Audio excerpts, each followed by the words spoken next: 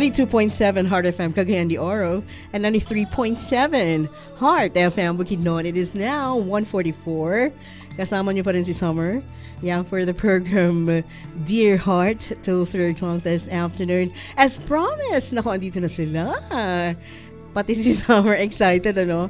Oo, nakita ko na sila talaga in flesh. So they're here na. So I'm going to do the interview, of course. First with, siya, mamaya makikilala nyo. Sino kaya ang kakausapin ni Summer?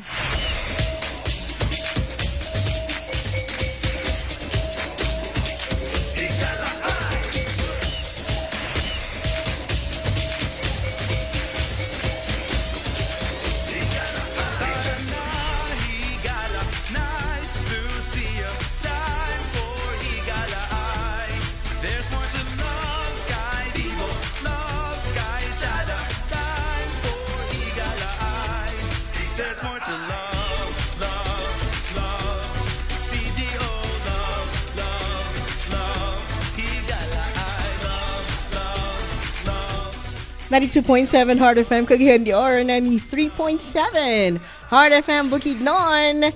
He's here. Okay, of course. You join us later, of course, for Beauty, Health, and Wellness Business Expo dyan sa may Rotonda Limkit Kai Mall. So, andito na siya, ang favorite ng lahat. The one, the only, of course, J.R. Shabok. Hello, magandang hapon po sa lahat ng mga... Hello po, Summer. Magandang hapon sa Cagayan de Oro and of course sa mga taga Bukidnon. Yeah. Yan. So is this your first time here in CDO? No. First time this month dito sa station na to. So how does it feel to be here again in Cagayan de Oro? Actually, nasanay na ako pupuntang Cagayan de Oro, pero sa mga ganitong klaseng interview, medyo hindi na ako nasanay kaya nervous ako. Para ma-refresh lahat. Siya yung sa Pinoy Dream Academy first runner-up. Kasama ko si Yeng. Yes, kasama niya si Yeng. Isa siyang actor, singer, right? Yeah. So meron ka rin mga ginawang movies before? Actually, after Pinoy Dream Academy, naging regular muna kami sa ASAP. And then while nag-ASAP every Sunday, ako yung pinaka-busy noon. Monday to Saturday, meron akong taping, mga teleserye. Okay. Yes. Kasi pinagpala ako na mabigyan ng mga teleserye. Unang teleserye ko is Pangarap na Bituin. Kasama ko Sara Geronimo, Maha Salvador. Yung ka-love team ko doon, swerte ni Maha doon. Swerte niya, ano? Nakapareha niya si J.R. Kasama ng tao ako. Hindi ba siya agree? Pangarap na Bituin, Patayin sa Sindak si Barbara, yung siniserye na kasama Susan Roses, si Palos, kasama si Cesar Montano, and meron din akong naging bida din ako noon, yung Mars Ravelos, Kapitan Boom. But you're here, of course, sa Cagayan de Oro to celebrate with us Higala Eye Festival 2023. Yeah. So you're here for the concert. Mamaya po, actually nag-start na sila ngayon, and yung performance ko is mamaya mga 4 PM sa Beauty and Health Wellness. Yes, Health and Wellness. Beauty, Health and Wellness. Kanina sabi ko Beauty and Brain, alam mo gano'n. Sa pag-uusapan natin about beauty, ikaw, puno-puno ka na ng kagwapuhan. Yun, alam natin yun. Sigurado yung nanay ko doon. Sigurado nanay mo? Wala ka duda-duda? Wala. Okay na, okay yun. So, ayun, pag-usapan naman natin. Meron ka pa mga new singles ngayon? Actually, ngayon is meron akong bagong nire-release namin ulit. Actually, nire-release na yung Bisaya yun na kanta eh. So, sa lahat ng mga Bisaya nakakaintindi Bisaya, para sa inyo yun. Bisayang Babae yung title niya. And meron ako mga sinusulat na kanta, Tagalog, hindi pa namin na-record, pero sana soon. And actually, gusto ko rin i-promote ito. Sobrang importante ito para sa akin. Sa ngayon, ginagawa ko ngayon is meron kaming pinakaunang platform ng nag-showcase ng mga Bisaya na singer. Yun kasi actually ang daming mga Bisaya na singer. Alam naman natin kung gaano tayo ka-talented maliban sa maganda at magwapo tayo. Well, wala pa talagang gumagawa ng programa or platform nga na exclusive sa mga Bisaya lang na singer. Kasi para sa akin po, kasi sumusuporta ako dito kasi para sa akin yung mga Bisaya masakit man yung katotohanan, pero maraming mga Bisaya na singers or anumang na pag nasa Manila na andun yung discrimination. Sorry pero totoo yan, naranasan ko yan. So kaya itong Bisaya Icon na actually nagtitaping na kami, singing contest to, and open ito sa lahat ng mga nakakaintindi ng Bisaya. Actually may mga taga Mindanao na nga sumalay. Marami na sila. Ano? At isa ako sa judge doon. Wow. At may taga Lanao, sa iba Dipolog, basta marami nang sumali. Yun. Kasi para sa akin po, kung sana maawaan Diyos, baka sana sumikat yung Bisaya Icon na programa, and malay natin, baka yung instead of pumunta sa Manila, pwede na tayong sa Cebu na lang. Opo. So hindi na tayo tatawid doon. Kung hanggat maaari, kasi nga para hindi naman sa basta yun lang, naano lang ako sa mga kababayan natin Bisaya na nadi-discriminate talaga. Doon. Kung pwede namang tayong sumikat or hindi naman ganun kasikat or makilala sa ating talento ng pagkanta, kung pwede dito sa Cebu o sa yung Bisaya Icon, bakit hindi? Ganda, di ba? So, yun. Sana suportahan niyo po, Bisaya Icon. Yan. Actually, ang dami nating bumabaha ang mga talented na mga Bisaya. Yun. Right? Yun, diba? Tama po. Isa na si Maymay Entrata. Yan. Diba? Sikat na sikat ngayon. Hindi ko nga kalahin, magaling pala siya kumanta Diba? Magaling kumanta, magaling sumayaw. Saka umarte. Magaling umarte si JR Shabok naman po, mga friends, magaling umarte. Dati. Diba? Ewan ko lang ngayon. Magaling umarte. Pwede pa ba kung if ever na may kukuha?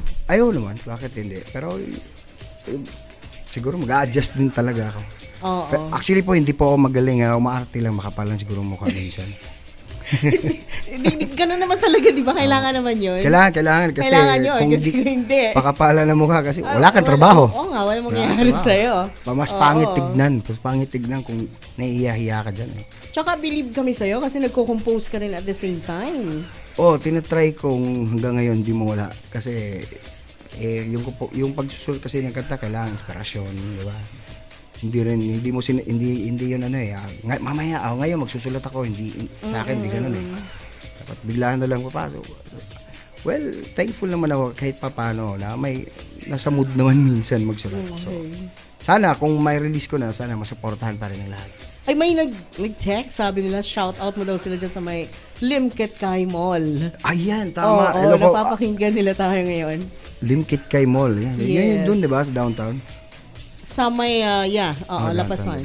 At saka doon din tayo mamaya. Doon din tayo. Saan exactly natin? Sorry. Rotonda Circle. Sa mga nagpapa-shoutout, magkita-kita po tayo dyan para sulit po yung pag-shoutout ko sa inyo. Yeah, so invite them. Opo, mamaya po, actually kung gusto nyong pumunta ngayon, ando na, mag-start na yung marami tayong mga performers, mga entertainers na ando, nagsisimula na ngayon sa Rotonda Circle sa Limkit Kay. Limkit Kay Mall yan, di ba? Yes. And then mamaya, alas 4, so ako naman doon, dapat malakas yung palakpak nyo doon pagka ako na. Naku, dalawa na kami doon. Yeah! Malakas na palakpak. Para kay JR Shabok. Thank you. Believe talaga kami sa'yo, sa talent mo. Wow. Oo, especially yung song mo na Hiling ay super. Bihira ko lang pong marinig yan. At saka masarap pong pakinggan. Oo, di ba? Hindi, believe kami sa'yo kasi maganda yung boses mo. At saka napanatili mo siya. Tinatry natin. Ano yun? Ano ba yung ginagawa mo para ma-maintain mo yung motivation boses na ganyan? Po. Wala po kasi ako ibang alam na trabaho pagkanta lang. Meron ka bang parang tip para sa mga gustong maging singer dyan? Mga vocalization? Well, sa mga gustong maging singer, unang-una po, syempre, huwag kang mahiya kumanta. Yun. Paano kung sinunod? Merong marami yung kakilala na nahihiya doon sila kumanta, kumakanta lang sila sa banyo, gano'n. Sabi ko, madali lang yan. Alam mo ba, madali lang yan. Tapos seryoso pa yung mukha ko. Alright. Magdala ka ni Doro sa stage, upo ka doon. Sorry sa mga... Hindi sa mga kuhain dyan. Anyways. Sorry po. Konti na lang siguro kumakain. Alas dos na. Well, yun po. Yung pinaka-advice ko lang is, dapat unang-una, dapat enjoy mo yung pagkanta. Enjoy mo. And then, kasi pagka may feel mo yung kanta, lalabas yung boses mo doon. Ayun. At saka practice. Video okay lang talaga. Yan lang. Pwede bang humingi ng sample dito live ngayon? Ako makapal mukha ko talaga. Oh, mamaya hihingi din po akong sample sa inyo. A few lines lang. Isang line lang pala. Sige. Tanging ikaw lamang ang aking ibigin, walang ibang hiling kundi ang yakap mo talik. Thank you. Wow. Thank you po. Maraming salamat. Mamaya po. Ang daming na in love, Sige, nag-text nga sa akin yung asawa ko. In love daw siya. Ay, akala ko outside ko lang po. Walang kasama. Anyway, invite them again. Hindi naman tayo naririnig sa Cebu, no? So, okay lang, Joke lang po. So, invite again ang mga Cagayano's kasi ngayon ang City Fiesta natin, Higalay Festival 2023. So, invite them again. Ayan po, ulitin ko po, mamaya alas 4 ng hapon, andun po ako sa Limkit Kay Mall sa Rotonda Circle para po sa Beauty and Health Wellness. Ayan, na event. And sana po magkita-kita po tayo doon lahat. Sigurado po akong gagawin namin lahat. May mga kasama po akong performers para mag-enjoy po kayo.